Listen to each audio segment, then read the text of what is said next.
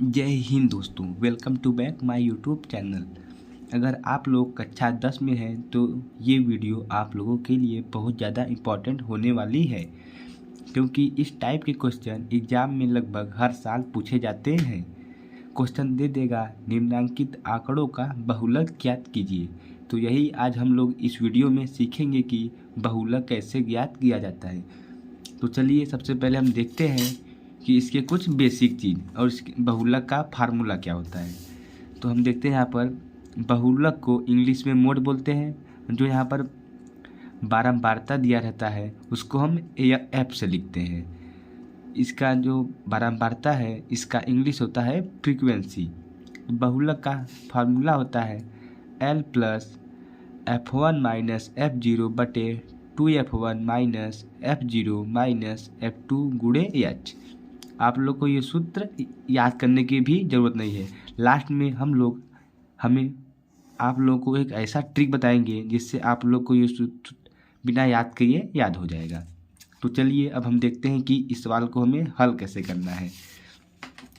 तो एग्ज़ाम में ऐसे ही एकदम अच्छे से क्वेश्चन दिया रहेगा, निम्नलिखित आंकड़ों का बहुलक ज्ञात कीजिए।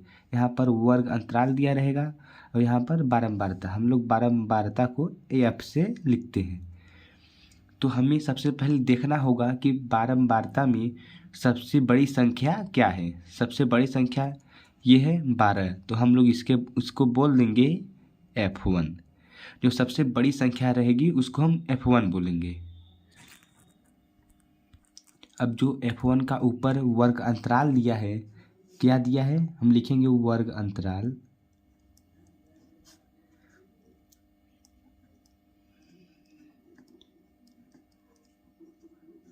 वर्ग अंतराल दिया है 60-80।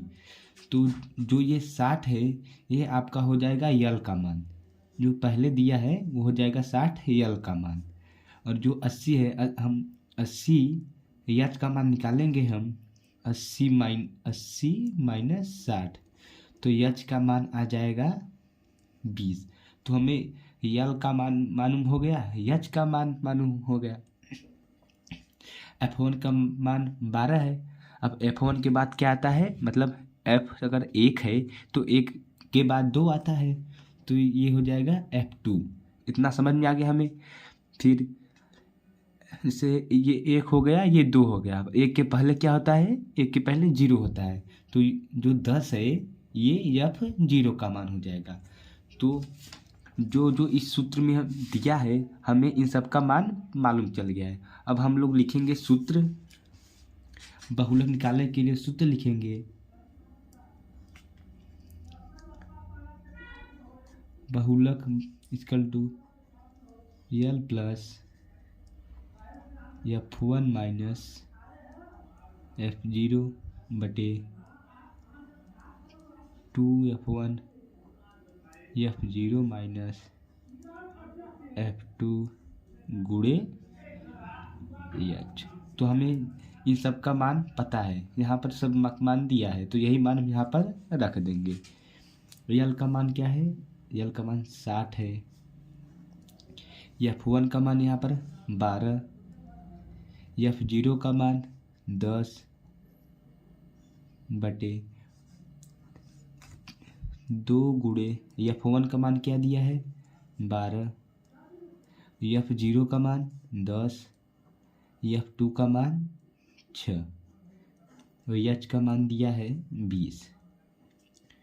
तो हम 60 को ऐसे पहले लिख लेंगे।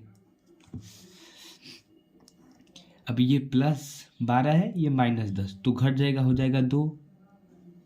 तो हम लोग गुणा कर लेंगे 12 में 2 का, हो जाएगा 24 माइनस 10 माइनस 6 गुणे 20। जैसा मैं बता रहा हूँ आप लोग को वैसा ही सेम एग्जाम में करना है, कुछ ज़्यादा करने की ज़रूरत नहीं है। तो फिर लिखेंगे 60 प्लस 2 को ऐसे ही जाने देंगे। अब हो जाएगा 24। ये भी माइनस है, ये भी माइनस है, तो माइनस माइनस क्या होता है, माइनस प्लस। अगर माइनस माइनस होता है तो ये जुड़ जाते हैं, तो क्या होगा, माइनस माइनस जुड़ जाएंगे तो माइनस निशान लग जाएगा, 10 और 6 हो जाएगा 16 गुणे 20, तो 60 हम ऐसे ही लिखेंगे। फिर आ जाएगा 2/के। अब 24 में से 16 घटाना है तो क्या आ जाएगा, 24 में 16 घटाने से क्या आता है 8, तो इतना आ गया गुणे 20। अब हम इसे काट देंगे 2 से, ये 1 हो जाएगा, ये 4 हो जाएगा, तो 4 का गुण क्या हो जाएगा 60 प्लस 20/4। जो ये 20 है यहाँ पर 1 हो गया, 20 का गुणा 1 में हो जाएगा तो आ जाएगा 20 और नीचे रहेगा 4, तो हम फिर लिखेंगे 60 ऐसे लिख देंगे। फिर 4 में 20 का भाग देंगे तो आ जाएगा 5, क्योंकि 5 चौके 20 होता है। फिर 60 प्लस 5 कितना हो जाएगा 65, यही आपका आंसर हो जाएगा। बहुलक का मान आ गया कितना 65। आप लोग को सेम एग्जाम में ऐसा ही करना है, जिससे आप एग्जामिनर आपको ये क्वेश्चन जितने नंबर का रहेगा उतना नंबर देगा। इतना आप लोग को समझ में आ गया होगा। चलिए अब देखते हैं कि सूत्र को कैसे याद किया जाए। अब हम देखते हैं सूत्र याद करने का ट्रिक। तो हम मान यल तो रहेगा ही, यल प्लस इतना तुम्हें याद करना होगा, बीच में हमें ऐसे कर देंगे, ये गुणे यच होगा, ऐसे बटे में कर देंगे।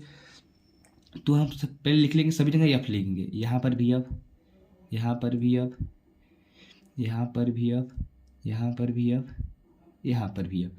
अब सभी जगह सूत्र में माइनस रहेगा, यहाँ पर भी माइनस कर देंगे, यहाँ पर भी, यहाँ पर भी। अब हमें याद क्या करना है, ऊपर 10 रहेगा और नीचे 102, इतना याद करना है। इसका मतलब क्या होगा, जो ये पहला 1 है यहाँ पर 1 हो जाएगा, जो ये 0 है यहाँ पर 0, फिर जो 1 है यहाँ पर 1, फिर जो 0 है यहाँ पर 0, फिर जो 2 है यहाँ पर 0, फिर जो यहाँ पर जो सबसे पहला एफ रहेगा इसके सामने 2 होगा। बस यही हो जाएगा आपका सूत्र। फिर इतना सूत्र लिखने के बाद आप लोगों को एग्जाम में सवाल सेम ऐसे ही हल करना है। सबसे पहले F1 का मान निकालना है, F2 का, F0 का, फिर यल का मान निकालेंगे जैसे मैंने बताया, फिर यच का मान निकालेंगे, 80 - 60 कर देंगे तो यच आ जाएगा। ऐसे ही सेम आप लोग को एग्जाम में करना है और लास्ट में आप लोग का एकदम सही आंसर जाएगा तो बहुलक = 65 कर देंगे। ऐसा करने से आपको एग्जामिनर जितने नंबर का क्वेश्चन रहेगा उतना नंबर जरूर देगा। तो चलिए दोस्तों, मिलते हैं किसी अगले वीडियो में, तब तक के लिए जय हिंद।